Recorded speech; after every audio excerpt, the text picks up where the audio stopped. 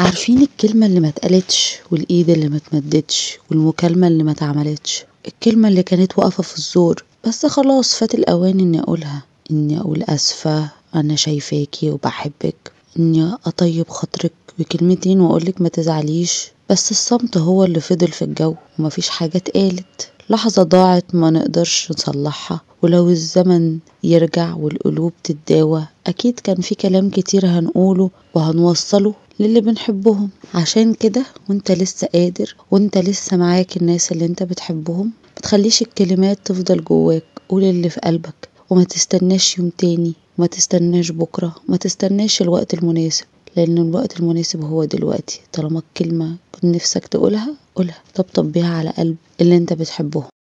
هاي شوجر، ازيكم عاملين ايه؟ يا رب تكونوا بصحة وسعادة وهنا. معاكم ندى ودي قناتكم سكر الدنيا، القناة اللي بنتكلم فيها عن الأنوثة والجمال والتخطيط والتنظيم وملخصات الكتب وحاجات تانية كتير. فلو أول مرة تشوفوني متنسوش بقى تعملوا لايك وشير وسبسكرايب وتفعلوا زر الجرس عشان يوصل لكم كل جديد.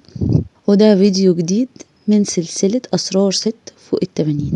بقالنا كتير قوي، يمكن شهر تقريبا ما عملناش فيديو في السلسلة دي، فتعالوا نشوف الست السكرة اللي عندها فوق ال80 سنة بتقول لنا ايه. بتقول لنا احيانا بنخاف نتكلم عن الحاجات اللي جوانا، بنخاف بقى من المجتمع، بس لما تكبر هتندم على الحاجات اللي انت ما قلتهاش وعلى الحاجات اللي انت ما عملتهاش، مش الحاجات اللي انت عملتها، لان الحاجات اللي انت عملتها وقلتها دي حاجات يا اما فادتك يا اما اتعلمت منها. بتقول لنا كمان ان المجتمع دلوقتي مش عايزنا نتكلم عن الكبر في السن او عن الوجع او عن الوحدة. مين هيهتم يعني بالكلام ده؟ وليه نشتكي؟ ما تتذمريش وما تشتكيش وما تقليش على الناس. حاولوا ان انتوا تتكلموا عن الترندات، الحاجات اللي بتفرح، الحاجات اللي تفك، لكن ما نتكلمش على الحاجات اللي تضايق الناس. الدنيا مش كلها هجص وهزار وخلاص، بس هي بتقول لنا ان ده مش صحي خالص. الحياة فيها كده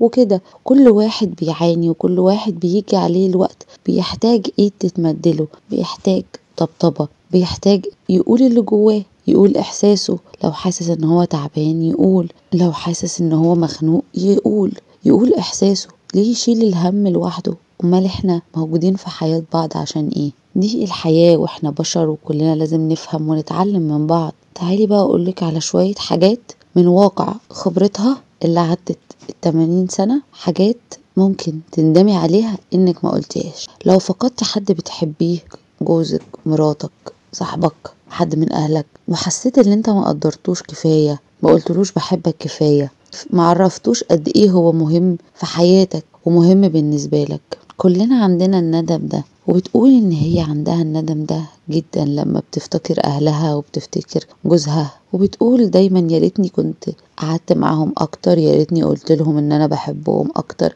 يا ريتني فهمتهم وقلت لهم ان هم مهمين جدا جدا في حياتي. فطول ما هم موجودين في حياتك عرفهم انك بتحبهم، طبطب عليهم، احضنهم، عشان ما يجيش الوقت وتندم لما ما يبقوش موجودين في حياتك. يا ترى تعرفوا ان احنا ممكن نغير العالم؟ تيجي اقولكوا ازاي. ان انت تغير شخص واحد في كل مرة، ان انت تطبطب عليه بكلمة، ان انت تشاركه حاجة صغيرة. الكلمة الحلوة دي لما تقولها لحد ما تعرفوش بتطبطب عليه، كلمة حلوة تقولها لموظف بيخدمك على كاونتر وتقول له شكرا ربنا يخليك، لحد عديت عليه في الشارع شكرته او ابتسمت له ابتسامة. الكلمة الطيبة دي ممكن تغير اليوم وتغير العالم. انت بجد ممكن تغير العالم بكلمة طيبة، بطبطبة، بابتسامة. كل حاجة ممكن تخلي يوم شخص تاني أفضل. خليك انت الحاجة الكويسة في حياتك وفي حياة شخص تاني، بكلمة حلوة، بطبطبة، بنظرة. خليك انت الحاجة الكويسة، انت اللي بتنشر الطيبة والحب والسلام والهدوء في حياة الناس التانية. خليك انت مصدر البهجة في حياة الناس اللي حواليك. بتقول لنا انا عشت كفاية لدرجة اني ما بقتش اهتم برأي اي حد في اللي بقوله، طول ما انا مش بأذي حد، طول ما انا مش بعمل حاجة غلط، خلاص ما بقاش بيهمني.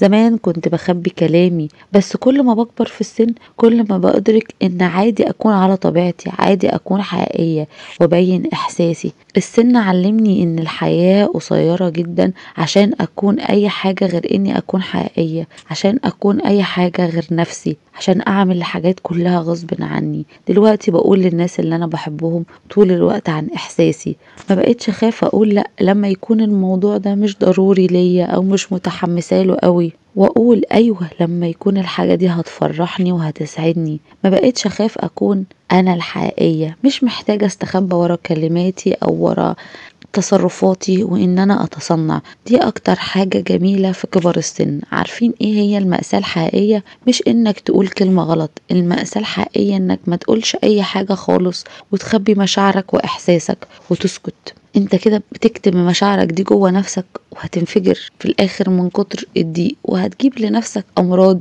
كتيرة قوي عشان كلمة ما قلتهاش. فشاركوا احساسكم وانبسطوا، حاولوا ان انتوا تنبسطوا في كل يوم انتوا عايشين فيه. قولوا للناس ان انتوا بتحبوهم، ان انتوا بتحبوهم ومؤمنين بيهم وشجعوهم. ولو حاجة مضايقاكوا قولوا عليها لا الحاجة دي مش مناسبانا، مش هقدر اعملها، ما عنديش الوقت، ما عنديش الطاقة، تعبانة، وبس كده. وده كان فيديو جديد من سلسلة أسرار ست فوق ال80، ودي شوية الحاجات اللي هي حابة تقولها لنا النهاردة.